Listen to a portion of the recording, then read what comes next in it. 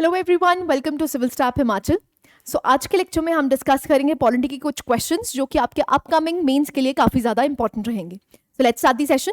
सबसे पहला क्वेश्चन आप डिस्कस कर सकते हैं, that is discuss the need of electoral reforms in India. Again it is an 8 mark का क्वेश्चन, वेरी इजी क्वेश्चन। यहाँ पर इलेक्टोरल रिफॉर्म्स की जरूरत क्यों है ये पूछा गया है, राइट। सो अगर हम इंट्रोडक्शन की बात करते हैं तो आप यहाँ पर लिख सकते हैं जो इलेक्टोरल रिफॉर्म्स हैं इंडिया में, they are crucial to enhance democracy.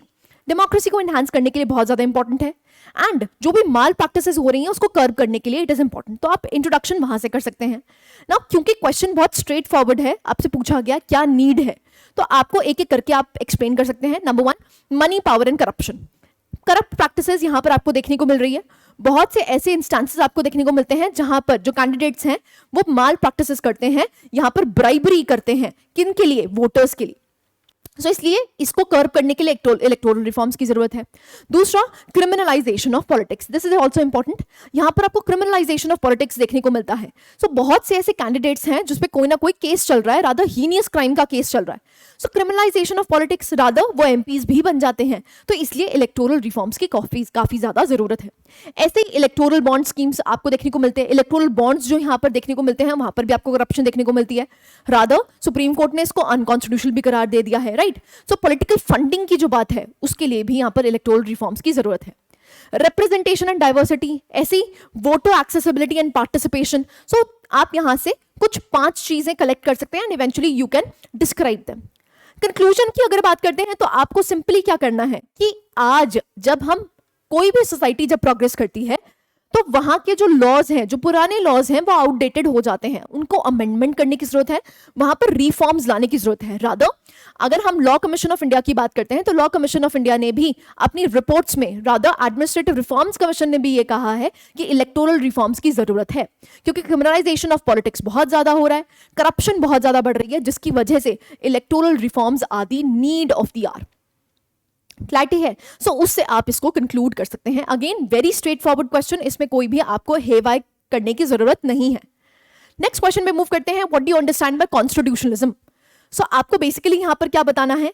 Constitutionalism बताना है। और दूसरा क्या बताना है, कौन कौन से ऐसे एस्पेक्ट्स हैं, कौन कौन से हमारे इंडियन कॉन्स्टिट्यूशन के ऐसे प्रिंसिपल्स हैं जो कॉन्स्टिट्यूशनलिज्म को ले डाउन करते हैं, and eventually you have to conclude ना। कॉन्स्टिट्यूशनलिज्म पे क्वेश्चन है, हाई चांसेस कि आपने जरूर यहां पर केस लॉज के बारे में भी जरूर पढ़ा होगा, नंबर 1। नंबर 2, कॉन्स्टिट्यूशनलिज्म की डेफिनेशन भी आपको याद होनी चाहिए, ठीक है। सो इसलिए इंपॉर्टेंट क्वेश्चन हो जाता है। सो इंट्रोडक्शन में आप लिख सकते हैं कॉन्स्टिट्यूशनलिज्म का मतलब ही क्या होता है। बेसिकली जब आप गवर्नमेंट को लिमिट करते हैं, राइट।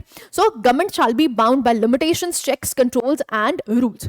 सो अगर हम आईआर को हेलो केस की बात करते हैं तो वहां पर लिखा गया था, तो that is why case law is important. Constitutionalism is a legal principle that mandates control over the exercise of governmental power, right. So अगर आप इसको कोट कर देंगे, एक केस लॉ को कोट कर देंगे, आपको एनहांस्ड मार्क्स जरूर मिलेंगे, right. So it incorporates the principle of rule of law. So rule of law यहां पर एनहांस किया गया है, लिमिटेड गवर्नमेंट को यहां पर एक तरह से प्रमोट किया गया है ना। कौन कौन से वेरियस वेज हैं? सबसे पहला क्या है? Written constitution. भाई हमारा जो कॉन्स्टिट्यूशन है वो रिटन है, जहां पर उसके आइडियल्स, प्रिंसिपल्स रिटन फॉर्म में आपको देखने को मिलते हैं। दैट इज व्हाई इस प्रिंसिपल से ही कॉन्स्टिट्यूशनलिज्म को अपहोल्ड किया गया है। नेक्स्ट, रिस्पॉन्सिबल गवर्नमेंट आपको देखने को मिलती है। So as we know the executive is responsible to the legislature, specially to the lower house which is Lok Sabha. So यहां पर रिस्पॉन्सिबिलिटी दे रखी है कि एक तरह से कॉन्स्टिट्यूशनलिज्म को चेक में रखा गया है, क्योंकि अगर नो कॉन्फिडेंस मोशन पास होता है भाई गवर्नमेंट को रिजाइन करना पड़ेगा।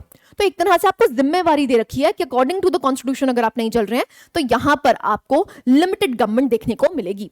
रूल ऑफ लॉ देखने को मिलता है। ऐसे ही फंडामेंटल राइट्स भी एक तरह से प्रिंसिपल दिए गए हैं कि स्टेट को बार किया गया है, लिमिटेड गवर्नमेंट है, बार किया गया है कि आप फ्रीडम्स को डैमेज, हर्ट, वायलेट नहीं कर सकते हैं। राधा केशव भारती केस को भी आप यहां पर एनालाइज कर सकते हैं, जहां पर स्पेसिफिकली लिखा गया था कि पार्लियामेंट के पास पावर तो है but it is limited. Limited किससे? बेसिक स्ट्रक्चर डॉक्ट्रिन से, राइट। सो आप यहां पर वो भी लिख सकते हैं ना। अगेन आप देख सकते हैं सेपरेशन ऑफ पावर्स एग्जिस्ट करता है, यहां पर इंडिपेंडेंट जुडिशरी और जुडिशियल रिव्यू का स्कोप देखने को मिलता है आर्टिकल 13 में। आर्टिकल 13 क्या कहता है? all laws that are in contravention with the fundamental rights shall be declared null and void. So there is a hint of judicial review there. So यहाँ पर आपको judicial review क्योंकि बेसिक स्ट्रक्चर का part exist करता है, तो वहां पर भी एक तरह से चेक्स बैलेंसेस आपको देखने को मिलते हैं, किससे? जुडिशरी से, राइट? ऐसे ही flexibility of the constitution and basic structure, that I have told you. यहां पर आप केस लॉ भी लिख सकते हैं, केशवंदा भारती केस। कंक्लूजन आप कर सकते हैं, बेसिकली सिंपल है कि कॉन्स्टिट्यूशनलिज्म जो है it is followed in the working of the state. अगर हम स्टेट की वर्किंग चाहते हैं तो कॉन्स्टिट्यूशनलिज्म मस्ट बी अपहेल्ड, इसको अपहोल्ड करना बहुत जरूरी है, तभी हम कॉन्स्टिट्यूशन को संभाल पाएंगे। क्लैरिटी है? ठीक है जी। थर्ड क्वेश्चन में मूव करते हैं। थर्ड क्वेश्चन है 12 mark, role and functions of NITI Aayog पूछा गया। बहुत ही सिंपल सा क्वेश्चन है, ठीक है। रोल फंक्शंस पूछा गया, कैसे ये एक थिंक टैंक बना हुआ है और इसकी अचीवमेंट्स और लिमिटेशंस को भी डिस्कस किया जाए। सो आप सिंपली यहां से कर सकते हैं, नीति आयोग जिसको हम national institution for transforming India कहते हैं, इसको एस्टैब्लिश किया गया था 2015 में, और प्लानिंग कमीशन जो प्रायर बॉडी एग्जिस्ट करती थी उसको खत्म करके हमने नीति आयोग बनाया है, जो कि एक premier think tank of the Indian constitution है। प्लस ये प्रमोट क्या करता है? Cooperative and competitive federalism. So यहां से आप स्टार्ट कर सकते हैं नीति आयोग का ना। क्योंकि आपसे रोल एंड फंक्शंस पूछे हैं तो स्ट्रेट फॉरवर्ड आपने वही लिखना है, क्योंकि आपसे रोल, फंक्शंस, लिमिटेशंस पूछी हैं, राइट? सो सबसे पहले क्या है? पॉलिसी फॉर्मुलेशन में ये मददगार है, कोऑपरेटिव फेडरलिज्म में मददगार है, कॉम्पिटिटिव फेडरलिज्म में मददगार है, ऐसे ही रिसर्च एनालिसिस करता है। रादर आपको यहां पर देखने को मिलते हैं एक्सपर्ट्स। जो एक्सपर्ट्स हैं वो इन्वाइट करे जाते हैं, कि कौन नॉमिनेट करता है? प्राइम मिनिस्टर नॉमिनेट करते हैं, एंड इवेंचुअली यहां पर एक्सपर्ट्स कि आपको थिंक टैंक देखने को मिलता है, जिससे कि हम पॉलिसी फॉर्मुलेशन एफिशिएंट कर सकते हैं, राइट? ऐसे ही मॉनिटरिंग एंड इवैल्यूएशन करी जाती है। नीति आयोग के द्वारा आपको बहुत सारी इंडेक्सेस देखने को मिलते हैं। जैसे अगर हम एसडीजी इंडेक्स की बात करते हैं तो एसडीजी इंडेक्स कौन यहाँ पर इंडिया एसडीजी इंडेक्स कौन लागू करता है? It is NITI Aayog. तो बेसिकली यहाँ पर मॉनिटर भी किया जाता है कि जो पॉलिसीज इंप्लीमेंट करी जा रही हैं, क्या उसकी इवैल्यूएशन करी जा रही है, क्या उसको मॉनिटर किया जा रहा है, राइट? सो ये आपको रोल एंड फंक्शंस देखने को मिलते हैं। And even innovation, so AIM scheme आपको देखने को मिलती है, अटल इनोवेशन मिशन ना। अटल इनोवेशन मिशन किसने लॉन्च किया है? It is NITI Aayog. सो यहाँ पर इनोवेशन की भी बात की जा रही है। सो इसके बेसिक रोल एंड फंक्शंस हैं ना। इवेंचुअली आपसे अचीवमेंट्स और लिमिटेशंस पूछा है। भाई अचीवमेंट्स क्या है? सब बेसिकली ये प्रमोट करता है कोऑपरेटिव फेडरलिज्म को। ऐसे रिफॉर्म इनिशिएटिव्स काफी सारे लिए गए हैं। ईज ऑफ डूइंग बिजनेस में हमारा रैंक अच्छा हो गया है। ट्रांसफॉर्मेटिव रिफॉर्म्स आपको देखने को मिले हैं। वाटर मैनेजमेंट के लिए ये काफी ज्यादा आपको देखने को मिलता है। रादर वाटर इंडेक्स, जो वाटर इंडेक्स है वो भी किसके द्वारा लॉन्च किया गया है? It is NITI Aayog. तो यहां पर एग्जांपल्स के साथ आपको यहां पर अचीवमेंट्स बतानी है। जो don't just right the keywords के साथ इसको एक्सप्लेन भी करना है, ठीक है? तो एग्जांपल्स के थ्रू आप इसको एक्सप्लेन कर सकते हैं कि ये इसकी अचीवमेंट्स हैं। लिमिटेशंस की अगर बात करते हैं तो सबसे बड़ा लिमिटेशन क्या है कि भाई इसकी जो भी रिकमेंडेशंस हैं वो रिकमेंडेशंस क्या है? एडवाइजरी हैं, बाइंडिंग नहीं है, ठीक है? नंबर 2, रिसोर्स कंस्ट्रेंट्स ना। इसके पास अपनी फंडिंग के लिए पैसा नहीं है, फंड्स अपने इकट्ठे नहीं कर सकता है। सो ये किस पे निर्भर रहता है? सेंटर पे निर्भर रहता है। तो रिसोर्स कंस्ट्रेंट्स हैं। प्लस यहाँ पर जो स्किल्ड लोगों की जरूरत है वो भी, उसकी भी आपको कमी देखने को मिलती है। पॉलिटिकल इन्फ्लुएंस ज्यादा है, क्योंकि आज भी आपको देखने को मिलता है इनके जो चेयरमैन है वो कौन है? It is the prime minister, right? ऐसे ही अगर सीईओ की बात करते हैं तो सीईओ भी कौन लगाता है? It is the PM. So आपको पॉलिटिकल इन्फ्लुएंस आज भी नीति आयोग में देखने को मिलता है। दो प्लानिंग कमीशन से कम है, लेकिन आज भी आपको इसका प्रेवलेंस देखने को मिलता है।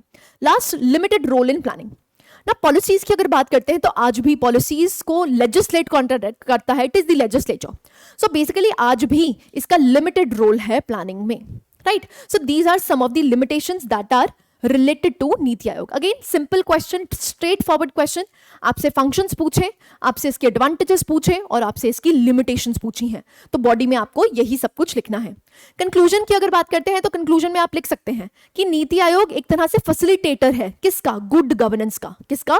गुड गवर्नेंस का। Very important. अगर हम चाहते हैं कि यहां पर मिनिमम गवर्नमेंट और मैक्सिमम गवर्नेंस हो तो नीति आयोग एक परफेक्ट थिंक टैंक बनता है जो कि एक्चुअली में प्रमोट करता है गुड गवर्नेंस को। तो नीति आयोग की जो फॉर्मेशन की गई है वो ठीक है, लेकिन जो लूप होल्स एग्जिस्ट करते हैं, जो लिमिटेशंस एग्जिस्ट करती हैं, उसको प्लग इन करने की जरूरत है, राइट? सिंपल, वहां से आप इसको कंक्लूड कर सकते हैं। तो नीति आयोग अगेन इंपॉर्टेंट है। प्रीवियस ईयर क्वेश्चन देखते हैं तो नीति आयोग पे क्वेश्चन पूछा गया है, that is why we have inculcated this. And इसी क्वेश्चन में आप नीति आयोग को होलिस्टिकली पढ़ लोगे। रादर आई वुड सजेस्ट जब आप नीति आयोग के पढ़ रहे होगे तो नीति आयोग की कॉम्पोजिशन भी जरूर पढ़ लीजिए, क्योंकि उस पर भी डायरेक्ट क्वेश्चन पूछा जा सकता है, 8 मार्कर क्वेश्चन आ सकता है कि बताइए कॉम्पोजिशन ऑफ नीति आयोग क्या है। ठीक है जी। ना नेक्स्ट डे के लिए आप यहां पर टारगेट क्वेश्चंस देख सकते हैं। Article 21 has evolved significantly through judicial interpretations reflecting its responsiveness to evolving socio economic and cultural context of India nation. Discuss 8 mark का question. How would you differentiate between the passage of a constitution amendment bill and of an ordinary bill? 8 mark question. The discretionary power of governor is vague and against the state's interest sometimes. It shows the centralizing tendency in the Indian federal system. Discuss. It's a 12 mark question. Again, तीनों ही जो questions हैं they are very important. Article 21 से question पूछा गया है। दूसरा यहां पर कॉन्स्टिट्यूशनल अमेंडमेंट बिल और ऑर्डिनरी बिल में डिफरेंस पूछा गया है, सिंपल क्वेश्चन है। थर्ड क्वेश्चन यहां पर जो डिस्क्रिशनरी पावर गवर्नर की दे रखी है, उन्होंने बोला है उसमें सेंट्रल टेंडेंसीज एग्जिस्ट करती हैं, सेंटर की ज्यादा पावर आपको देखने को मिलती है, तो यहां पर आपको कॉन्फ्लिक्ट बताना है। सिंपल क्वेश्चंस है, अगेन इंपॉर्टेंट थीम से लिए गए क्वेश्चंस हैं। अब इन क्वेश्चंस को आप अटेम्प्ट कर सकते हैं एंड इवेंचुअली हमारी साइट पे भेज सकते हैं। आपको ये वेबसाइट देखने को मिलती है, ये वेबसाइट पे आप अपने आंसर्स को अपलोड कर सकते हैं and you can get yourself evaluated, right. So आज भी हमने 3 क्वेश्चंस जो पढ़े 3 अलग अलग थीम से पढ़े हैं, जिससे कि आपकी होलिस्टिक कवरेज हो सके, एंड नेक्स्ट डे हम इन क्वेश्चंस को भी डिस्कस करेंगे, right. So this was it from my side. I hope you like the lecture. Thank you very much.